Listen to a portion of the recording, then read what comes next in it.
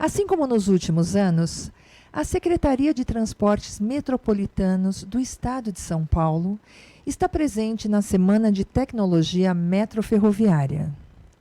Neste ano não será diferente.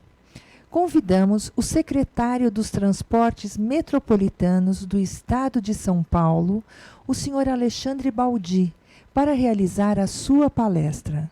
Seja bem-vindo, secretário.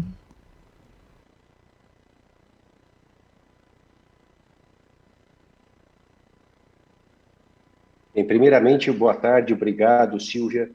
Quero agradecer a todos que participam deste encontro, dessa semana, dizer que é uma alegria, mesmo não podendo estar presencialmente participando com todos, como de costume, já fizemos em 2019, como de costume que todos que participam usualmente dessa semana ferroviária, essa 27ª edição. Eu cumprimento aqui, parabenizo a Silvia, a Cristina, que preside a entidade, agradeço a ela, em nome de todos, para que o convite que é feito à Secretaria dos Transportes Metropolitanos, a todas as companhias, metrô, CPTM, enfim, e a nossa oportunidade de podermos aqui, mais uma vez, podemos honrosamente, representando o governo de São Paulo, apresentar aqui durante esse encerramento as nossas reflexões, os nossos pensamentos, os nossos projetos acerca do momento que vivemos e, é claro, das expectativas que temos para com o futuro de São Paulo, o futuro sob o nosso pensamento daquilo que vem para o Brasil. Eu quero lhe perguntar se eu já posso começar aqui a apresentação, a compartilhar.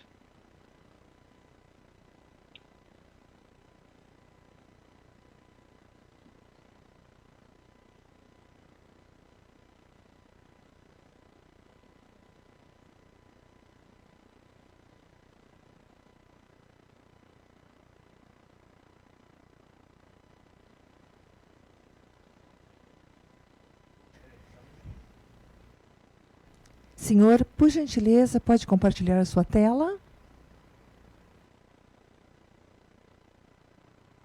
Pronto, obrigado.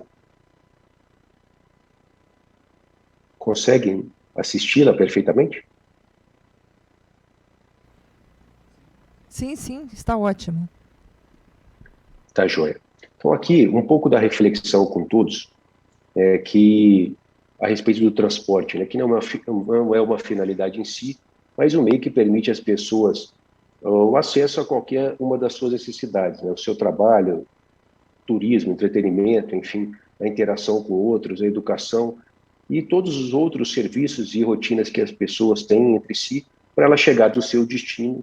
chegar da sua origem até o seu destino. Então, que o transporte público, sobretudo de massa, contribui para uma qualidade de vida cada vez mais saudável para as pessoas. E a mobilidade urbana no Brasil é o que, sobretudo São Paulo, que representa mais de 33% da economia brasileira e que representa a maior parte, se tratando de transporte sobre trilhos no nosso país, que temos enormes desafios para podermos conseguir definitivamente realizar essa ampliação.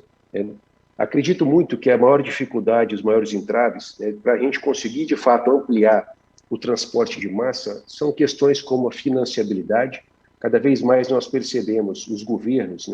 em todas as suas esferas municipais, que têm atribuição constitucional de realizar o transporte público,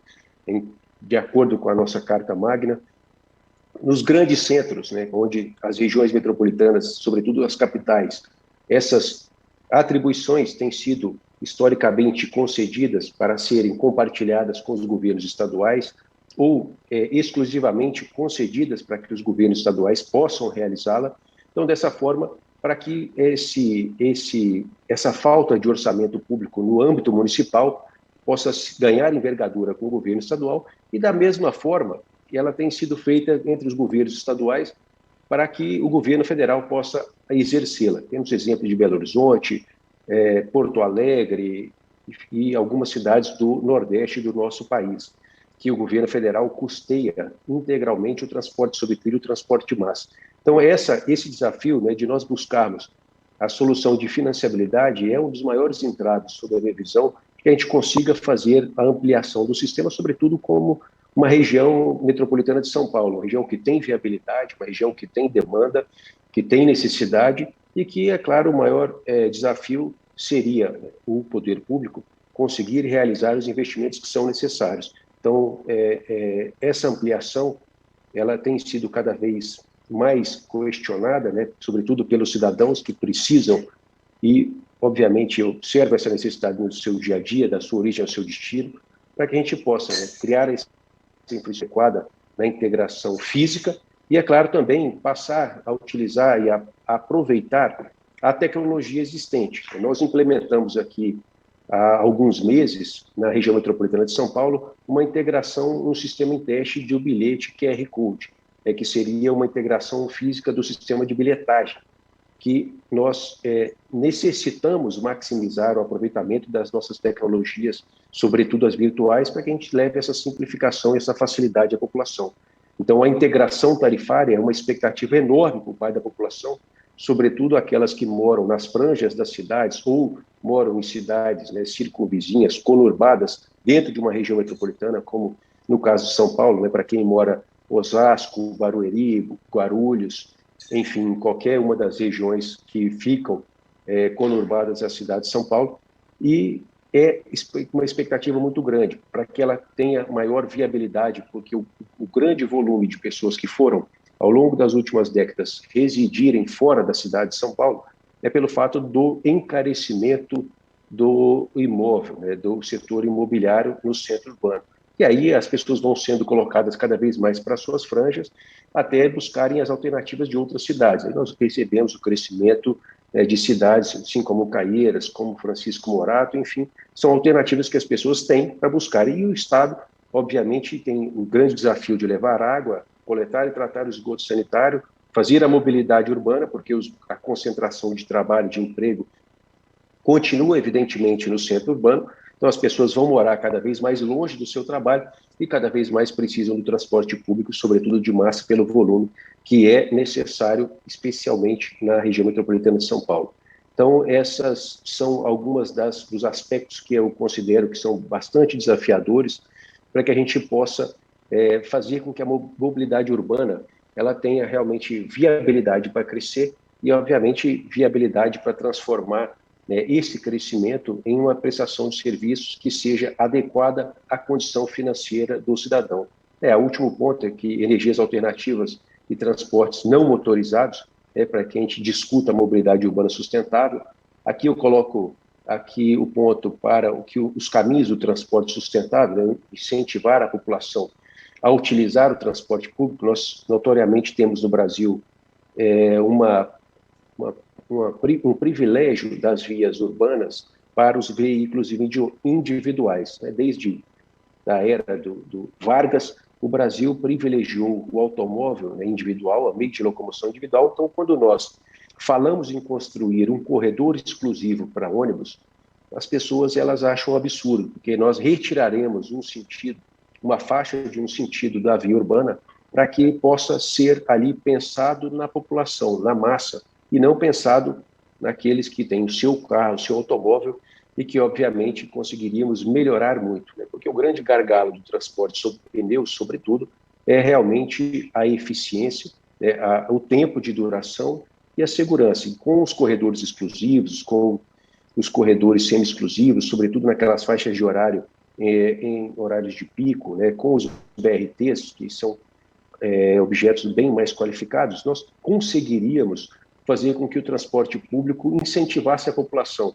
que fugiu dele e tem fugido cada vez mais, e sobretudo a pandemia acentuou bastante essa situação, ela pudesse refletir, repensar e voltar a utilizar o transporte público de passageiros. O que a gente precisa é mudar essa cultura, esse conceito do brasileiro, que vem aí há 70, 80 anos, definindo como o transporte individual ele é uma prioridade. Então, os automóveis têm se tornado um problema. O Brasil incentivou a indústria automobilística, o Brasil incentivou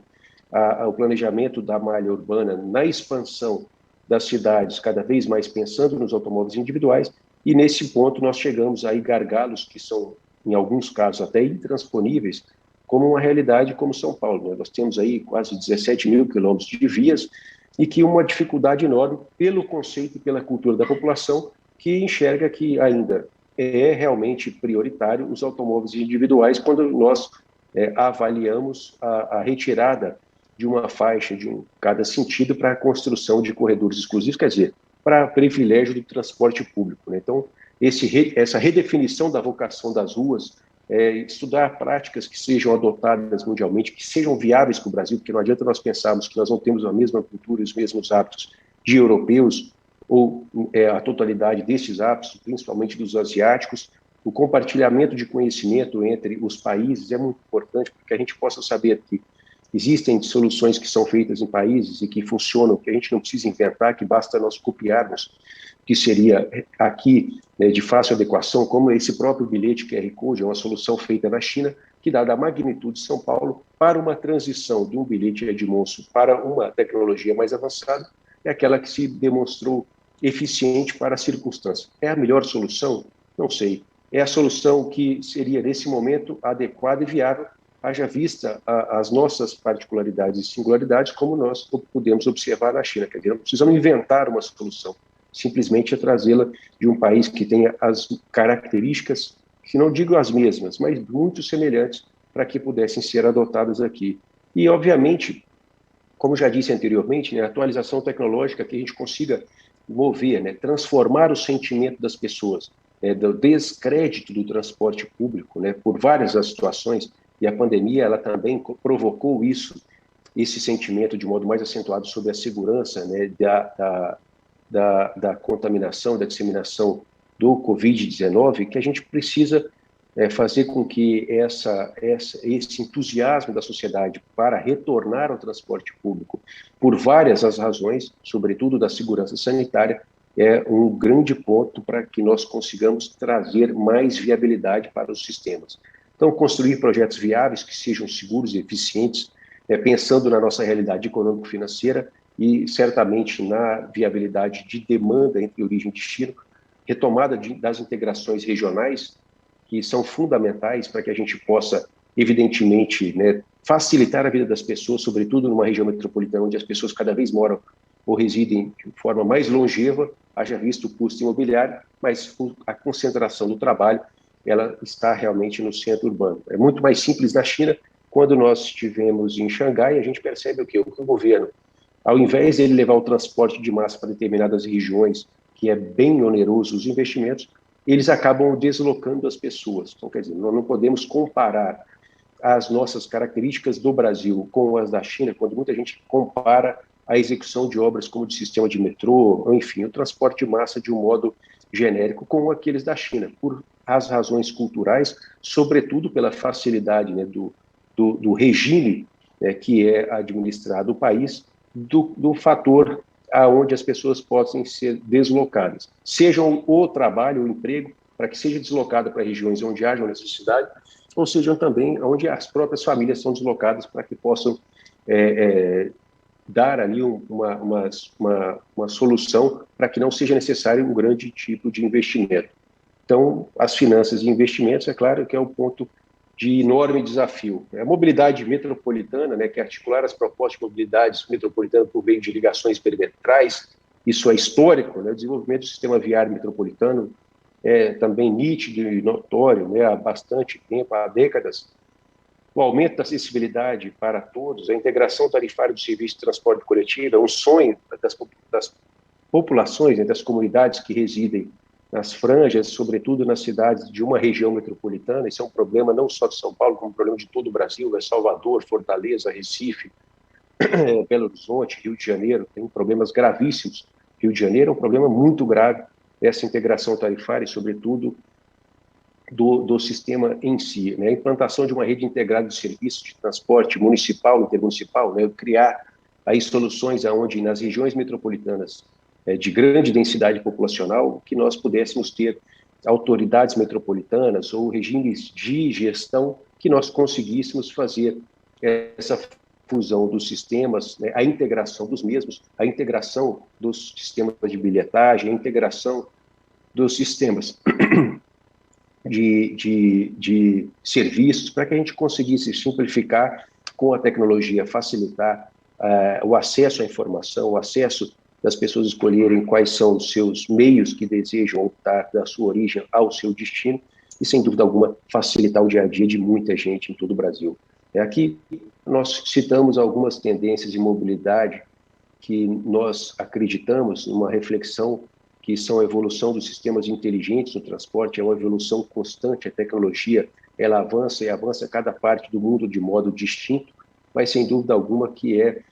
aquela mais evidente na realidade. A adoção de conceito como as smart cities. Muita gente fala, mas pouca gente de fato sabe o que é traduzir uma cidade inteligente para a realidade daquilo que nós vivenciamos no dia a dia. Eu, enquanto estive no Ministério das Cidades, a gente percorria todo o Brasil e percebi o quanto era difícil as pessoas entenderem o que era uma cidade inteligente. A conectividade através da internet e internet gratuita era uma das respostas mais evidentes, né, por parte das comunidades em diversas regiões do país. Mas não só isso, né? Óbvio que é um dos pontos importantes, mas, sobretudo, o transporte, ele é um dos pontos mais robustos e importantes quando a gente fala de uma cidade inteligente, e a sua integração de todos os seus serviços, e aquele que é o mais essencial para todos os serviços, para todas as rotinas das pessoas do dia a dia, é o transporte público.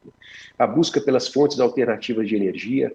avanços industriais e tecnológicos, como o setor de construção, projeto, materiais, para que a gente possa ter a busca por projetos que sejam mais assertivos, por projetos que sejam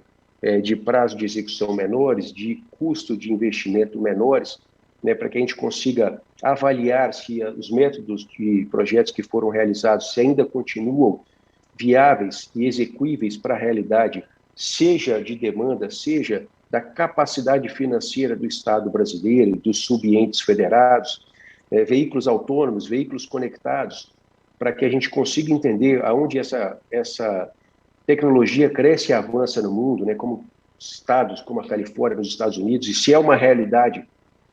que nós conseguiremos adotar aqui no nosso país, adaptação às preferências de mobilidade das pessoas, que eu falei há pouco, né, que é a informação simples e fácil na mão das pessoas para que ela possa se adaptar à sua preferência, que ela consiga entender facilmente, né, a gente sempre, principalmente eu, sempre sonhei em ter aqui aplicativos que conseguisse manter conectados, né, a essa interação entre todas as soluções de mobilidade para que o cidadão ele possa escolher se ele quer ir de bicicleta, patinete, aplicativo, táxi, ônibus, trem, metrô, enfim, que ele possa entender da sua origem ao seu destino qual é a melhor solução para que ele possa escolher, qual o custo que ele deseja dispendiar naquilo que é o mais rápido ou aquilo que é o mais barato, enfim, para que ele possa fácil, claramente e rapidamente ele ter essas soluções nas suas mãos para que ele decida. E, obviamente, que as consequências positivas, né, de qualidade de vida, de meio ambiente, elas seriam muito expressivas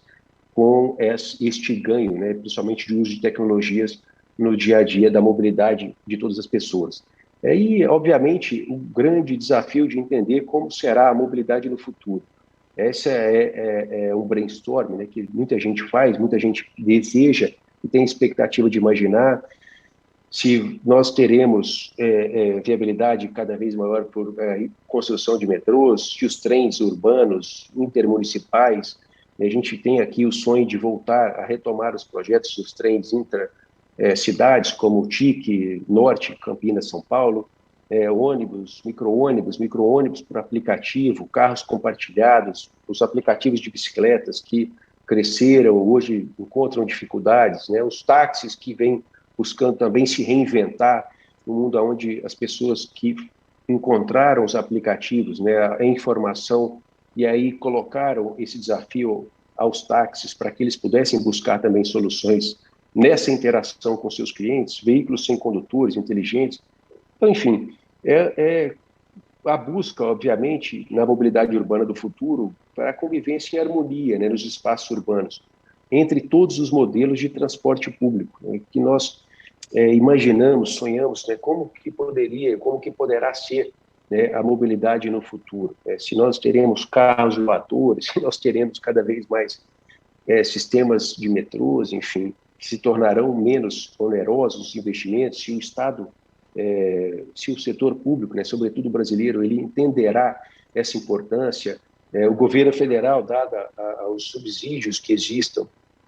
ele tem que avaliar a participação no dia a dia do custeio das operações de transporte público, né? A exemplo da gratuidade pela lei do Estatuto do Idoso. É uma lei de objetividade implementada a nível federal e que o governo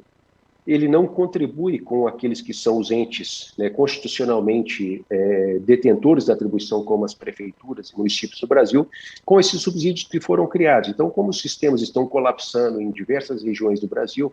os transportes sob pneus, e a capacidade de investimento do Estado tem se tornado cada vez menor, os custos para a implementação de sistemas de metrôs e de trens, né, transporte de massa, têm sido cada vez maiores. Quando a gente fala de mobilidade no futuro, a gente fica sempre nesse desafio de entender, né, se de fato no Brasil a gente terá ali soluções como em países da Europa, como funciona na Ásia, sobretudo nos Estados Unidos. Numa crise como a da pandemia, o governo americano, o governo federal americano aplica 12 bilhões de reais à NTA,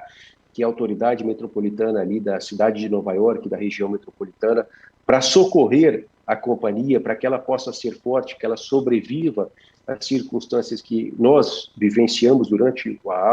o auge da pandemia, né, a mais grave crise da nossa geração, mas, sobretudo, para que ela continue crescendo, continue buscando soluções que estejam, né, na nossa visão, como essa da mobilidade do futuro, para que a gente consiga melhorar a qualidade de vida das pessoas. Nós temos aqui também buscado, no âmbito da Secretaria dos Transportes Metropolitanos, com todo o nosso time, Paulo Galli, enfim, o Plano Integrado de Transportes Urbanos, o PITU 2040. Esse PITU 2040 onde é o plano estratégico que ele vai orientar as políticas públicas para a região metropolitana de São Paulo. Então, ele é muito importante porque ele é uma bússola, um guia para que esse processo contínuo e que é de âmbito, né, participativo de planejamento que abrange em todas as municipalidades, comunidades técnicas da sociedade civil, para que todos estejamos juntos, né, em prol de um desenvolvimento socioeconômico e de qualidade, e de levar qualidade de vida nessa metrópole pensada na região metropolitana, para que a gente tenha, de fato, reais soluções pensadas, planejadas e que sejam execuíveis do ponto de vista da sua implementação. Indica, como eu disse, uma bússola, uma diretriz, aí da expansão e da integração do sistema de transporte público de passageiros, a previsão dos investimentos e as ações institucionais que serão necessárias para promover a mobilidade urbana dos próximos 20 anos. Por isso, o PITU 2040 ele tem uma importância muito expressiva para que a gente consiga, de fato, deixar um legado que ele seja importante, que ele seja balizador, que ele seja bússola para aqueles que estejam como detentores de funções públicas, de atribuições, para que executem políticas públicas sejam absolutamente convergentes com os desafios que são a expectativa do cidadão, a expectativa da comunidade, do transporte, da mobilidade urbana das pessoas. Então, esse os objetivos da STM, que vem estabelecendo essas prioridades e se pautando em decisões que visam buscar a melhor solução para o passageiro, com o olhar de que a gente procura atender sempre da melhor forma os anseios, essa demanda, essa expectativa da população, para que a gente consiga ampliar a mobilidade, para que a gente consiga ampliar a acessibilidade, para que a gente consiga expressivamente ampliar a conectividade, que a gente garanta, de fato, o acesso ao trabalho, aos serviços, enfim, da sua origem ao seu destino, de modo cada vez mais qualitativo. Então, um transporte de qualidade que permita ao cidadão para que ele volte a acreditar no transporte público, no poder público, no governo de São Paulo, seja na projeção, né, na execução de projetos de planejamento de novas linhas do metrô, como temos feito da linha 19, da linha 20, do metrô de São Paulo, seja na concessão, como fizemos da linha 8 e 9 da CPTM, ou dessa que esteja sendo planejada neste momento, da linha 7, com o trem intercidade São Paulo-Campinas, seja também na execução de obras que estão sendo realizadas, como a linha 6 ou a linha 2, enfim, nós temos obras em todas as linhas do metrô, seja o linhas 1, 2 e 3, com a implementação de sistemas CBTC, ou de melhorias de sistemas de monitoramento e vídeo para melhorar a segurança e, é claro, a integração com as autoridades de segurança pública, ajudando expressivamente as nossas equipes de segurança do metrô e, posteriormente, com certeza, da CPTM, mas esses investimentos constantes para que a gente consiga atrair a credibilidade da população e da comunidade para o Estado continuar né, regendo as políticas públicas que são necessárias para a manutenção e expansão da nossa malha metroferroviária, do transporte público para a população e, sobretudo, dos serviços, né, que nós temos dois pilares que são os pilares da execução,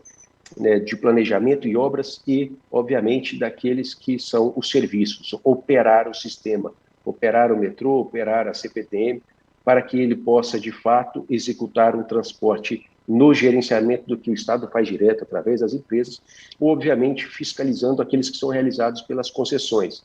Concessões da linha 4, da linha 5, agora das linhas 8 e 9, posteriormente, quero crer muito fortemente da linha 7 com trem intercidades, para que a gente possa expandir essa capacidade de investimento nos serviços melhores, daquilo que é o dia a dia das pessoas, para que a gente possa, de fato, melhorar o transporte público do cidadão e, sem dúvida alguma, que o Estado consiga,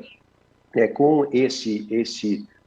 envio desse ativo para a iniciativa privada, aumentar a sua capacidade de investimento naquilo que é necessário de expansão. Então, o Estado hoje tem obra expressiva de mais de 6 bilhões de reais na linha 2 Verde, entre Vila Prudente e Penha, de fato porque o governo priorizou, né, o governador João Dória, o vice-governador Rodrigo Garcia, priorizaram essa que era uma importante obra que estava lá suspensa, paralisada. Buscamos financiamento externo para que seja um projeto de Estado e que, de fato, a gente consiga ampliar, com essa visão de governo e com essa capacidade de investimento, a nossa malha metroviária, sobretudo numa região muito carente, muito necessária da ampliação desse sistema, ampliando ainda a linha 15 naquela mesma região, com os investimentos que vem acontecendo, como nós entregaremos nos próximos dias a estação Jardim Colonial da linha 15, entregamos 4 já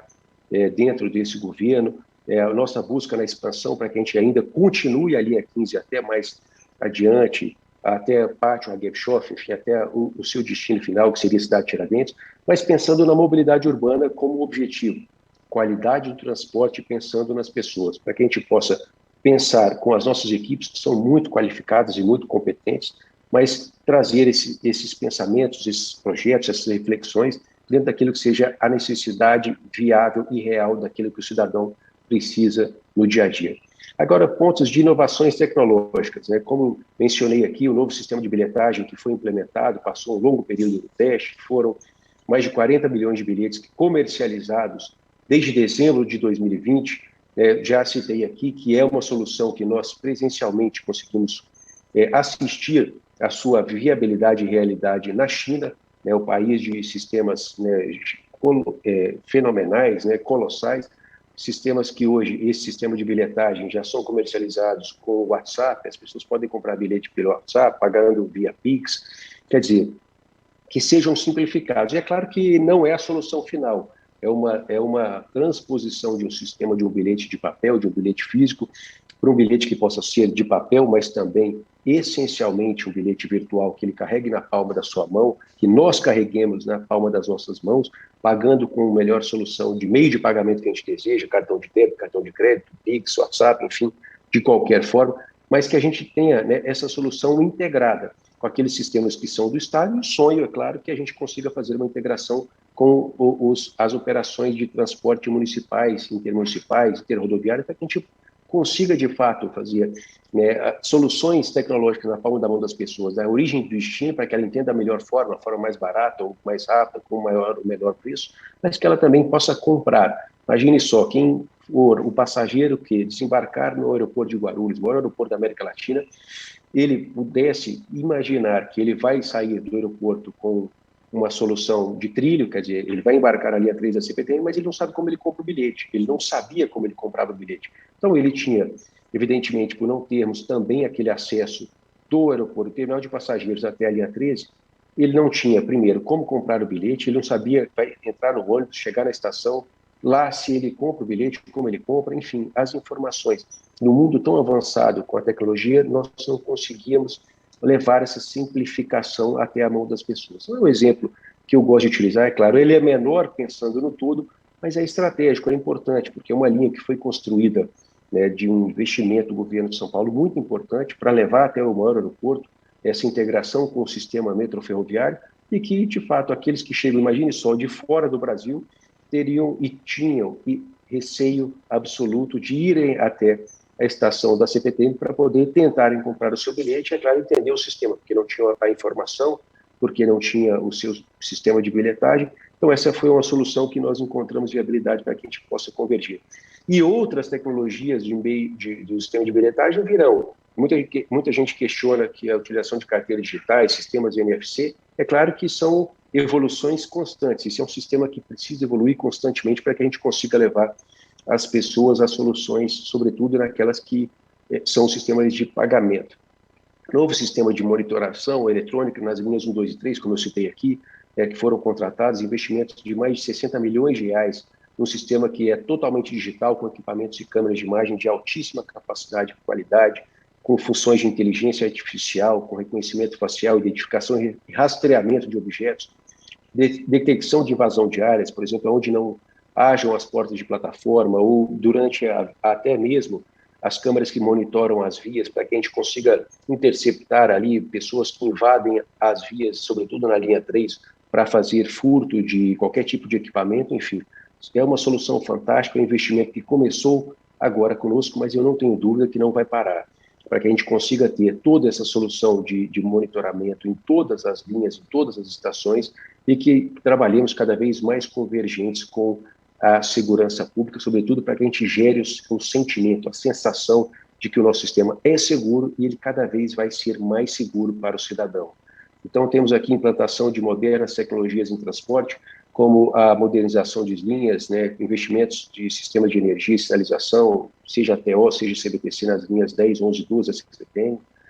Temos que, como benefício, consequências positivas, redução de tempo médio nas viagens, diminuição de intervalo entre os trens, o aumento de oferta de lugares. É claro que a gente diminui o headway, o intervalo entre os trens, a gente aumenta o volume de trens, aumenta o volume de espaço de locais, de lugares para que passageiros possam ser transportados. A linha 12 foi um grande exemplo disso, uma região carente, bairros que não têm outra alternativa para chegarem até o destino, para chegarem ao trabalho, de Ermelino, Matarazzo até Itaquaquecetuba. Então, quer dizer, é a linha, a solução vital na vida dessas pessoas, então diminuindo 12, 13 minutos por sentido. Imagine só, sair de 57, 58 minutos para 46, 47, ou não, 67 para 55 minutos de tempo de duração de viagem. Então, quer dizer, cada minuto representado no dia, por sentido, durante um ano, são ganhos extraordinários de qualidade de vida. Então, essa geração de segurança nas viagens, de confiabilidade no serviço, sem dúvida alguma, são pontos que nós temos ganhado muito espaço com essa sensação da sociedade nesses investimentos que têm sido feitos. A modernização de sistemas de sinalização, que eu já citei aqui, que é a implantação de CBTC em todas as 3 linhas do metrô, com a implementação das portas de plataforma, tivemos objeção judicial que não permitiu que nós conseguíssemos, em 2019, iniciar como iniciamos a implementação das portas em todas as linhas, como é nosso objetivo encerrar as portas de plataforma da linha 5 Lilás em 2021, mas o nosso objetivo era encerrar todas as 3 linhas também que são comandadas pelo nosso metrô em 2022, mas infelizmente por decisões judiciais que suspenderam a contratação do fornecedor por longos meses, não serão possíveis. Mas, é claro, é um legado. É um objetivo muito importante, um expressivo volume de redução de velocidade. Na operação no dia a dia, elas ocorrem por invasão de via, quer dizer, pela necessidade das portas de plataforma. Então, tanto eu, como o Silvani, como o Meca, como toda a diretoria do metrô e as equipes encontraram uma importantíssima solução que o governo de São Paulo, obviamente, direcionou investimentos de mais de 340 milhões de reais para que essas portas de plataforma fossem implementadas em todas as linhas do metrô, e sem dúvida alguma que a consequência ela é muito positiva, sobretudo na redução que a nossa busca é para que não haja suicídio nos sistemas, e principalmente em momentos de crise, em momentos de pandemia, um volume crescente, para que não haja interrupções ou falhas pela invasão de vias, enfim, levar segurança, enfim, cada vez mais eficiência aos nossos sistemas do metrô, mas essa sensação, volto a falar, de segurança para a sociedade paulistana e paulista, de que o metrô é cada vez mais seguro, é cada vez mais eficiente para levá-lo da sua origem ao seu destino. Inovação na forma de pensar, que eu acho que é uma das mais importantes sensações que a gente tem que gerar nas nossas equipes, todos os líderes precisam muito disso, que a gente tem que fazer com que as pessoas pensem cada vez mais de forma inovadora, pensem de forma diferente, saiam, né, como muitos dizem, da caixinha, a gente consiga pensar, as linhas da CPTM foram criados novos serviços, com mais viagens, menos paradas, beneficiando passageiros, tornando viagens mais rápidas, mais céleres, serviços que foram criados apenas modificando estratégia operacional, utilizando infraestrutura existente, que é nada mais do que a inovação na forma de pensar. Também tivemos, na mesma maneira do metrô, né, que foram viagens pensadas, tentando diminuir, no momento de pré-pandemia, né, o volume de passageiros em plataformas nas linhas 3, vermelha e 1 azul. Criamos a primeira estação sustentável, que foi 100% bancada pela iniciativa privada, foi inaugurada em junho deste ano, na CPTM, na estação Vila Olímpia. Foi uma reconstrução totalmente inovadora, completamente realizada na linha Nova Esmeralda, que permitiu que nós conseguíssemos levar sustentabilidade, reaproveitamento e reuso de água, de tecnologia, enfim, um ambiente mais agradável para os passageiros, quer dizer, a gente leva segurança, como a gente vem buscado, leva a sensação de eficiência, mas também de conforto, onde as pessoas passam para que elas sintam que estejam cada vez melhores cuidadas. Temos buscado também objetivos de placa de captação de energia solar. Aqui é o exemplo de 20 pontos de paradas da MTU, o metrô tem dialogado com o mercado para buscar também projetos de eficiência energética através do sistema fotovoltaico, de energia solar, para que a gente consiga buscar no sistema, ser um metrô aquele que seja produtor, né, seja captador através do sistema e participe conseguindo benefícios que são importantes para a redução de dispêndio do nosso maior insumo, que é a energia elétrica, que movimenta os nossos trens diariamente, e sem dúvida alguma que busque solução que reduza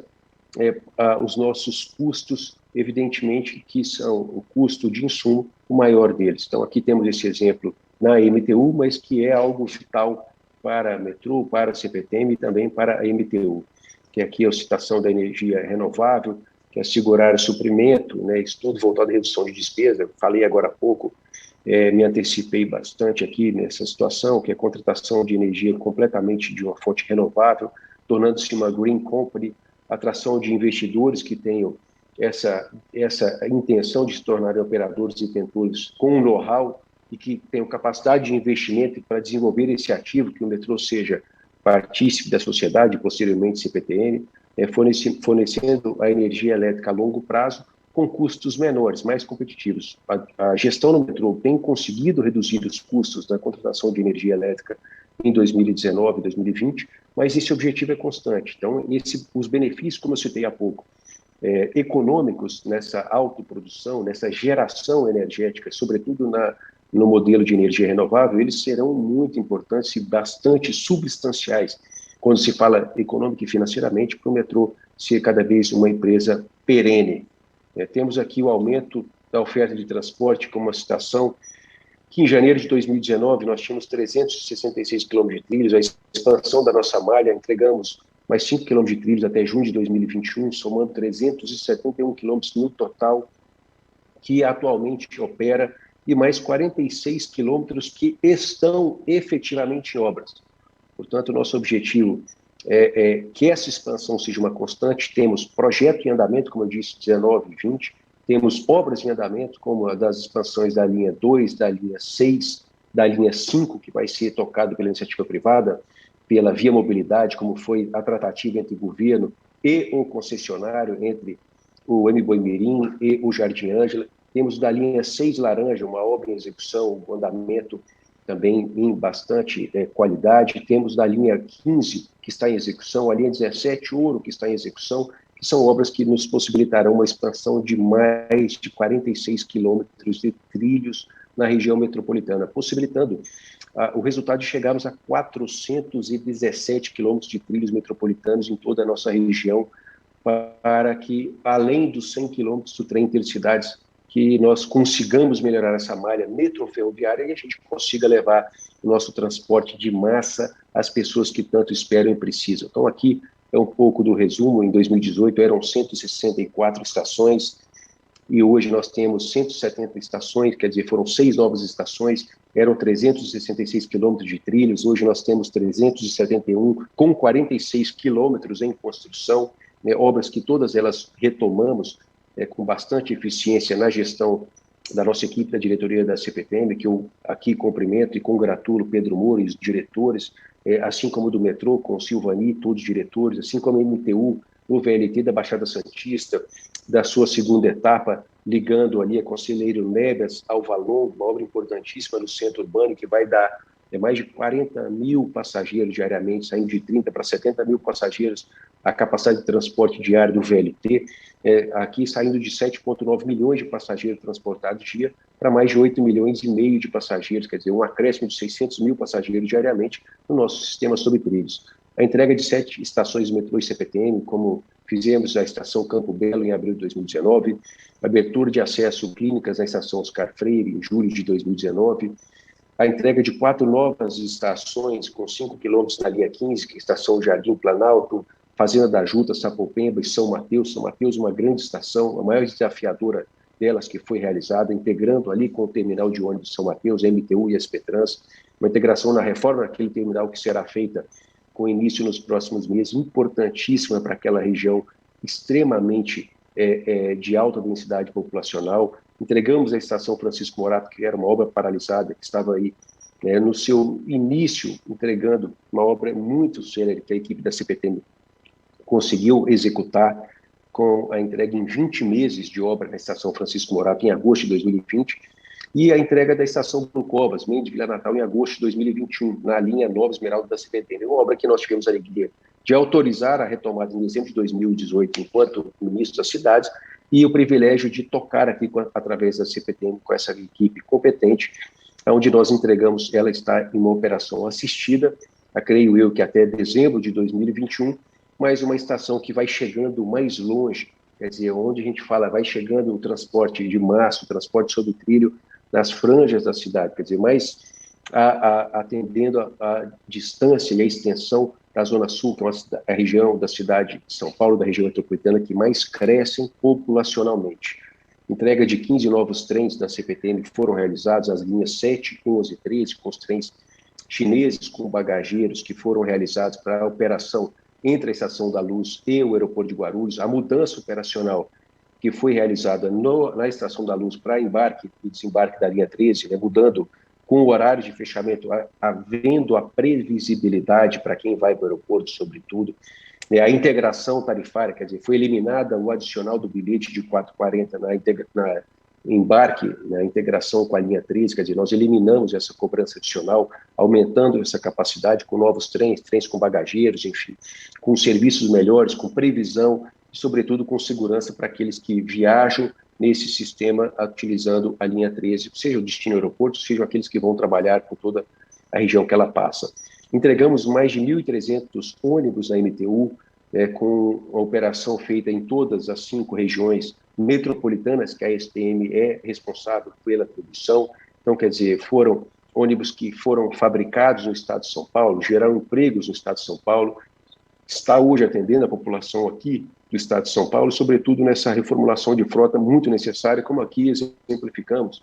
a região da ABC. Há pouco tempo entregamos 116 ônibus, adicionados aos 25 articulados do corredor ABD que foram entregues em 2019, é uma mudança de sensação e de efetiva realidade do transporte público na região do ABC, muito substancial, que era aguardada há mais de 15 anos. Fizemos aqui a retomada de investimentos que hoje se totalizam em mais de 32 bilhões de reais em investimentos que foram retomados pela nossa gestão. A gestão do governo de São Paulo, acreditando, foi lançado essa semana o Pro São Paulo, com 47 bilhões de investimentos que o governo de São Paulo fará entre 2021 e 2022, gerenciado pelo vice-governador Rodrigo Garcia e comandado pelo governador João Dória, e que só na STM, se avaliando nas obras que foram retomadas, temos hoje em andamento na carteira de todas elas mais de 32 bilhões em investimentos que geram mais de 20 mil empregos diretos. Temos aqui como exemplo a linha 2, entre as estações Vila Prudente, Orfanato, Água Rasa, Anália Franco, Vila Formosa, Guilherme Jorge, Nova Manchester, Aricanduva e Penha, integrando com a linha 3 vermelha e com a linha 11 coral, quer dizer, formando naquele sentido, na Zona Leste, o Arco Sul, é importantíssimo para a linha 3 vermelha, que é uma das mais utilizadas, se não a mais, por metro quadrado pelos nossos passageiros, com 8 quilômetros de extensão, com 8 novas estações, investimentos totais previstos com 8 bilhões e meio de reais, como eu citei aqui anteriormente, com financiamento externo aprovado e a contratar nos próximos dias, quer dizer, vai ser um projeto de Estado e não de governo, porque estará com projeto executivo realizado, obras em andamento e financiabilidade garantida. A linha Nova Esmeralda, retomamos aqui, como mencionamos, a estação Mendes, Vila Natal, que hoje chama-se Bruno Covas, que é a estação Varginha, com investimentos de quase 1 bilhão de reais. Já entregamos a primeira estação, a segunda temos como objetivo até outubro de 2022, para que a gente consiga entregar completamente a linha 9 dentro daquilo que foi planejado em 2013, com essa expansão em mais 4,5 km de trilho, né, ligando ali Grajaú, através da estação Grajaú até as duas estações, seja em Vila Natal, ali em Varginha também, com a construção do terminal de ônibus em Varginha, para que haja integração do sistema sob pneus, para quem vem de Parelheiros, Marcilac, enfim, do sul da região de Varginha, com a linha 9 da CPTM, a linha Esmeralda, que foi inclusive concedida, que irá passar por importantes reformulações, que agregada da linha 8 serão mais de 3 bilhões e 200 milhões de reais em investimentos. A extensão Jacupesco e Ipiranga, quer dizer, nos dois sentidos da linha 15 Prata, são muito importantes, né, para aqueles que conhecem a linha 15, que hoje chegam em Vila Prudente, quer dizer, nós estamos construindo o rabicho para que os trens da linha 15 possam fazer ali, através do aparelho de mudança de via, uma mais rápida operação de transporte para aqueles que chegam para ingressar na linha 2, perfeito, para quando volta no fim do dia para a linha 2 ingressar na linha 15, nós temos esse desafio. Com esse investimento no rabicho, nós ganharemos tempo, conseguiremos chegar mais próximo do tempo de operação de intervalo entre os trens, ali na estação Vila Prudente, da linha 2 com a linha 15, e sobretudo com a integração da estação Ipiranga, que nós iremos levar a linha 15 Prata até a estação Ipiranga. E no outro sentido, construindo mais 3 estações, uma que já entregaremos agora no mês de outubro, Jardim Colonial, e as 2 novas estações, que é Boa Esperança e Jacupesco, né, com mais 2,8 quilômetros de trilhos na linha 15 e mais um ponto entre Jardim Colonial e Jacupesco e 1,8 quilômetros de trilhos que vai ligar a estação Vila Prudente até Ipiranga, integrando com a CPTM, quer dizer, para quem vai para o centro da cidade, saindo ali de toda aquela região da Anhanguera, enfim, de toda aquela região da Zona Leste, ele poderá integrar a linha 10 Turquesa, acessando o centro de modo mais efetivo, não precisando fazer a baldeação na linha 2 verde, para que ele possa depois fazer em outra operação. E nós colocaremos a linha 15 Prata com 19,2 km de trilho na sua extensão operacional, com investimentos já aprovados pelo governo do estado de 450 milhões de reais. A linha 17 Ouro, né, que é uma expectativa muito grande da sociedade, da comunidade, estivemos essa semana lá com o vice-governador Rodrigo Garcia, lançando a primeira viga-guia dessa obra retomada, das 127 vigas-guias que ali naquela região da Marginal Pinheiro serão alçadas, quer dizer, a primeira foi, e as outras estão continuamente sendo realizadas, uma obra importante, esperada, mais de 6,7 quilômetros deste trecho da linha 17 Ouro, entre o Porto de Congonhas e a Marginal do Rio Pinheiros, a estação Morumbi, que está conclusa, investimentos, né, importantes com essas 8 estações, os 14 novos trens, quase 4,7 bilhões de reais, financiamento externo, portanto não há preocupação por questões orçamentárias, é um projeto de Estado e ele tem como objetivo ser concluído até o final de 2022, para que ele entre em operação. A obra em si ela vai continuar, para que seja concluído o pátio, que seja concluído, enfim, toda a sua complexidade, mas que a gente tem como objetivo a operação ser iniciada até dezembro de 2022, nesse trecho da linha 17 Ouro. Temos aqui também a linha 6 Laranja, que é um contrato de PPP que foi retomado pela empresa Acciona. Hoje temos quase 3.500 trabalhadores naquela obra, é obra que está sendo lançada agora em dezembro. O início da execução do Tatuzão, né, do Shield, do TBM, no sentido sul. Alguns dias atrás, o governador João Dória esteve lá para poder fazer a participação na descida do anel, que vai ser incorporado até o TBM. Então, quer dizer, é uma importante obra que tem o seu cronograma com andamento completamente dentro daquilo que foi planejado. Então, temos obras que têm, na expectativa do ano que vem, chegar até 9 mil empregos. A linha 6 laranja, para aqueles que conhecem,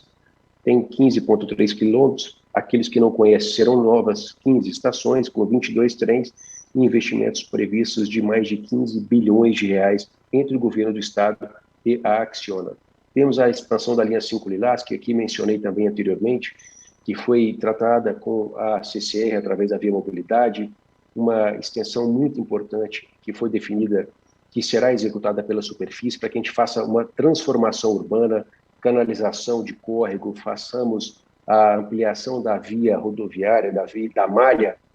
urbana, uma importante transformação social de mobilidade, né, urbana, urbanística, enfim, sobretudo levando o metrô até o Jardim Ângela, quer dizer, até a extremidade, a franja daquela região da cidade de São Paulo, né, atendendo o Mboimirim, atendendo o Jardim Ângela, e desafogando, imagine só, a expectativa da duplicação da Mboimirim é muito grande para quem vem de carro. Agora levar o metrô até o Jardim Ângela com um novo terminal, inclusive, que está previsto ser realizado completamente dentro desse projeto, quer dizer, não vai haver intervenções de terceiros, da Prefeitura de São Paulo não há previsão de toda a execução desse projeto ser realizado na mesma execução, para que esses intervenientes não possam atrapalhar o andamento da obra, com 4,3 quilômetros de extensões e 2 novas estações, investimento que ainda está sendo projetado, mas nós acreditamos que totalizarão aproximadamente 2,8 bilhão de reais. Temos aqui o VLT da Baixada Santista, que eu já também citei, entre o Conselheiro Neves e Valongo. Nosso objetivo é que ele possa ser concluído no ano que vem, entrando em operação, investimento de mais de 217 milhões de reais, dando um verdadeiro sentido essa segunda etapa ao VLT, que é importantíssimo, foi iniciado e que, obviamente, vai levar as pessoas aonde mais expressivamente estão concentrados os empregos, que é ali no centro da cidade de Santos. Nós, aqui também, como comentado, colocamos em avanço os projetos da linha 19 e linha 20, quer dizer, o governo de São Paulo colocou mais de 100 milhões de reais no metrô para que ele possa avançar na execução desses projetos, colocou mais de 200 milhões de reais para que possa avançar também nas apropriações necessárias na extensão da linha 2 Verde entre a Penha e a cidade de Guarulhos. Aqui tem da linha 20 Rosa, que da mesma forma mais de 100 milhões de reais também foram disponibilizados pelo governo do estado, a gestão do metrô, para que seja buscada. Essa semana foi feito o chamamento, né, participaram, salvo engano, como foi mencionado pelo Silvani, mais de 4 empresas para que possam ser contratadas como advisor, numa busca dessa inovação, pensamento fora da caixinha, modelagem para a execução dessa linha 20 Rosa, modelagem para a avaliação, como tem sido pensado pela equipe do metrô, de empreendimentos associados, quer dizer, já no D0 partir com o projeto inicial, que já se pense nos empreendimentos associados, já se pense se procedimentos de projeto de engenharia, de execução de túnel, enfim, quais seriam os melhores, os mais adequados, os mais viáveis, os menos onerosos, os que mais nos possibilitariam realizar essa linha com mais de 30 quilômetros de extensão, 25 estações, 33 trens e com mais de 30 bilhões de reais em investimentos. Quer dizer, uma obra que ajudaria muito, onde estão concentrados boa parte dos empregos, sobretudo que ligaria ali de Santa Marina, na região central da cidade de São Paulo, até Santo André, na linha 10 Turquesa. Uma integração fantástica, da linha 6, 7, 8, 2, 4, 5, 1 e a linha 10 Turquesa. Uma linha excepcional do ponto de vista de onde estão concentrados os empregos na região metropolitana de São Paulo. A iniciativa privada como parceira em diversos projetos, sem dúvida alguma, o Estado não tem capacidade de realizar os investimentos que são necessários e demandados pela sociedade. O povo paga um imposto e tem como expectativa que seus anseios sejam atendidos, e o Estado precisa buscar essas soluções, é claro, e é óbvio que é onde seja viável que o Estado tem buscado a iniciativa privada para que ela possa realizar. A primeira estação construída na história do nosso sistema metroferroviário pela iniciativa privada está sendo concluída e deverá ser entregue agora, no mês de outubro, a estação João Dias, com investimento de mais de 43 milhões de reais, uma obra que está bem avançada já na sua concretização. Então, é importante frisar que essa parceria, essa abertura de diálogo transparente que foi realizada, aquela mudança de via que foi necessária também para adequar, que foi por responsabilidade da CPTM, foi já executada, planejada, pensada e executada em tempo também muito célere, para que a gente possa acompanhar essa celeridade da iniciativa privada, que tem como previsão a entrega em 6 meses antecipados. Então, é muito importante, uma estação que vai ligar duas estações que eram as mais longevas entre si, né? Então, que vai ficar entre a estação Santo Amaro e Granja Julieta, e que vai colaborar com duas torres que estão construídas, que tem milhares de pessoas trabalhando, e sobretudo com uma região, seja da margem oeste ou a leste do Rio Pinheiros, para que contribua no transporte de passageiros. A ligação da estação com os terminais aeroportuários do aeroporto de Guarulhos, a linha 13 Jade, já mantém contato com o Tribunal de Contas da União, inclusive, que, através do ministro Vital do Rego, que esteve conosco visitando o aeroporto de Guarulhos, através da linha 4 amarela, depois através da Estação da Luz, da linha 13 Jade, chegamos ao aeroporto de Guarulhos, ingressamos pelo ônibus, para que o próprio ministro e toda a sua equipe técnica no Tribunal de Contas, que é o órgão de controle responsável pela autorização do aditivo do contrato que foi assinado entre o Ministério da Infraestrutura e a ANAC, de fato seja autorizado e essa obra seja executada, né, sendo iniciada pelo aeroporto de Guarulhos, né? Então, eu conversei com o ministro do Tribunal de Contas, estarei semana que vem presencialmente cobrando, né, com toda, obviamente, o respeito àquela corte, para que ela possa avaliar os pontos que foram mencionados, que possam ser corrigidos e que, de fato, essa obra seja autorizada. Uma importantíssima obra que liga os terminais do aeroporto de Guarulhos, como disse aqui, repito, o maior aeroporto da América Latina, e que vai integrar, de fato, né, o nosso sistema da CPTM, da linha 13, que foi compactuado. Muita gente avalia assim, mas por que o governo do estado não fez a linha até dentro do aeroporto? Porque foi, de fato, pactuado que o aeroporto seria responsável pela construção desse people mover, essa solução de trilhos entre a linha da CPTM e até os terminais de passageiros. Portanto, nós estamos só fazendo justiça, né, que aquilo que foi pactuado lá atrás, que não é culpa do ex-governo ou de ninguém, é culpa do aeroporto de Guarulhos, que de fato essa execução seja realizada pelo próprio aeroporto, que não haja cobrança adicional aos passageiros, que caso assim fosse realizado pelo Estado, pela CPTM, quer dizer, se fosse uma complementação da linha 13, imagine só o passageiro internacional indo do terminal 3 para o terminal 2 ou 1, ele tivesse que pagar a passagem para a sua mobilidade entre os terminais. Portanto, é uma justiça sendo feita aqui, que era responsabilidade do aeroporto e que vem sendo cumprida, e que nossa obrigação é acompanhar esse processo que tem andamento no Tribunal de Contas e que eu acredito, sim, com a ajuda do governador João Dória, nós vamos conseguir, nos próximos 30 dias, ter essa autorização com toda a transparência e essa obra iniciada ainda nesse ano de 2021. Aqui temos as principais concessões que foram viabilizadas: áreas comerciais, publicidades, empreendimentos associados, concessão de 13 terminais de ônibus que eram do metrô, uma despesa de quase 25 milhões, quem escreveu aqui foi até bondoso, reduziu um pouco, que eram quase 25 milhões de despesa anual do caixa do metrô para gerir terminais de ônibus da operação da SP-Trans. Então, quer dizer, concedemos, além de nós não termos essa despesa de quase 25 milhões anualmente, nós temos uma receita mensal de mais de 800 mil reais no metrô. Portanto, então, nós colocamos no caixa da companhia mais de 32 milhões de reais somente com essa concessão dos 13 terminais de ônibus. Concedemos espaço de publicidade da CPTM, eu tenho notícia, foi a maior concessão de publicidade do setor público no Brasil, o valor global de 405 milhões de reais, quer dizer, uma área explorável que é tão desafiadora na CPTM, uma outorga inicial de 109 milhões e meio de reais, com ágio de 630%, vejam só, um investimento mínimo de 25 milhões, uma infraestrutura que vai ser totalmente reformulada e o prazo de 10 anos. Para nós foi realmente um grande objetivo alcançado, que foi essa concessão de todas as linhas na publicidade da CPTM, que a companhia, o governo do estado, terá essa receita, obviamente, não investirá na sua melhoria, na exploração visual, sobretudo aquele que faz como atribuição, uma empresa privada, fará com todos os seus objetivos, porque é o seu foco, o seu core business. Fizemos a Master Concessão Comercial do Brás, uma competente união que houve entre metrô e CPTM para que houvesse uma única concessão, quer dizer, uma receita mínima estimada de 5,7 milhões ao ano, quer dizer, muitas que passam a ser, que eram despesas, passam a ser receita, e nós tivemos uma outorga inicial de 31 milhões de reais, quer dizer, foi um grande êxito, um grande sucesso na concessão, na Master Concessão do Brás, que também passa a ser operado por quem entende de área bruta local. Cada metro quadrado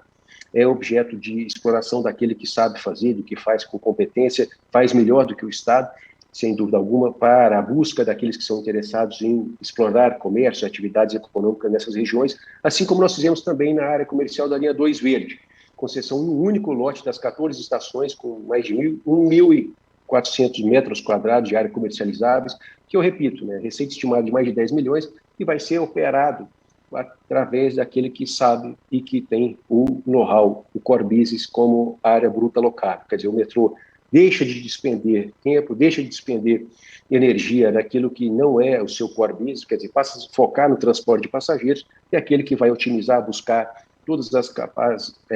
viáveis e capazes empresas de investir em comercialização de alimentação, roupas, enfim, aquele que for viável para buscar essa expansão do comércio dentro das nossas estações do metrô. Quer dizer, essa era uma venda por metro quadrado, licitação individual, passa a ser agora operada por uma empresa que, de fato, tem como core business, e o metrô passa a ganhar mais. Foram mais de 57% de toda a receita bruta que vai ser gerada do metrô. Portanto, o metrô passa a ter um sócio que é minoritário, quer dizer, com 43%, e ele ainda livra-se de todo esse embaraço burocrático, e a gente foca naquilo que a gente sabe fazer melhor do que ninguém, que é transportar passageiros. Concessões em estruturação de áreas de publicidade, empreendimentos associados, nós estamos projetando a concessão de um complexo da Barra Funda, uma reorganização e requalificação de toda a estação para melhorar fluxo, gerar conforto e fluidez